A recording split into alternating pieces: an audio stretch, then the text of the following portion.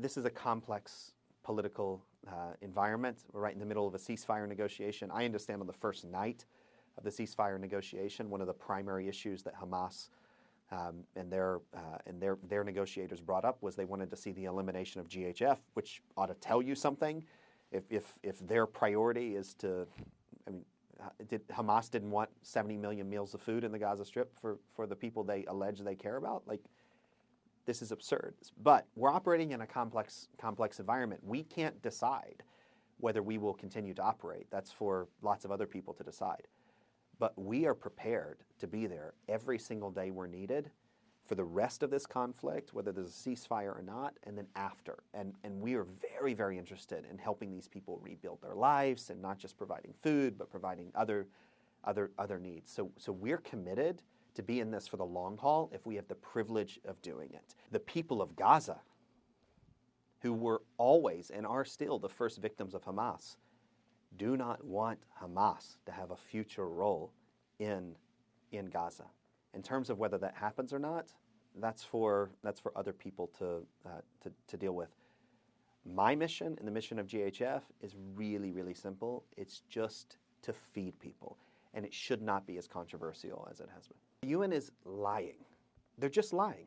They're taking statistics that originate from the Hamas-controlled health ministry in Gaza, and they're sharing those statistics without any scrutiny at all. We know several things about those statistics.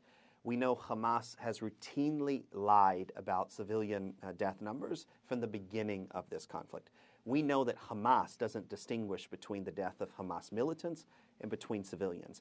And number three, we know that from the very beginning of the operation of GHF, Hamas made an intentional decision that the best way to see the end of GHF was to say that our sites were these death traps. Now, have civilians died in the Gaza Strip over the course of our work? They have. It's a tragedy. We don't. The one thing we are there for is to make sure every Gazan lives and has food. That's why we're there. Are some of those deaths the responsibility of the IDF? The IDF has said that. There have been incidents where a small group of civilians, according to the IDF, were killed. Yet, there's a big difference between the IDF, which is a professional military, and Hamas, this terrorist group. The IDF investigates these incidents. Every indication is that they were unintentional when they happened. They were not targeting civilians. Hamas is a terrorist organization, which we know, as a matter of fact, has intentionally killed Gazan civilians in order to allege that those civilians were killed by the IDF or by us.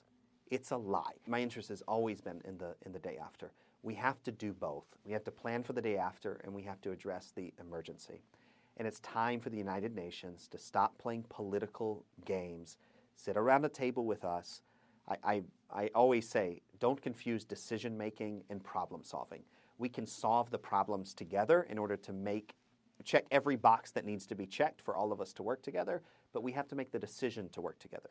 GHF has already made that decision, and we've reiterated again and again and again that we want to work with the international community to reach these people. The decision is now theirs, and we'll be here waiting, our hand extended. When they care more about the people of Gaza than the preservation of their power and politics, GHF will still be on the ground serving people, and we'll still be there with our hand extended, ready to put all of our differences aside.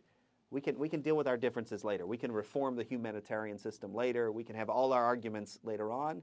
For now, we like to get in the trenches together with dirt on our boots and calluses on our hands to reach every single person we can with food. We're doing it every single day, and we look to our left and we look to our right, and we don't see the United Nations, and we want them there with us.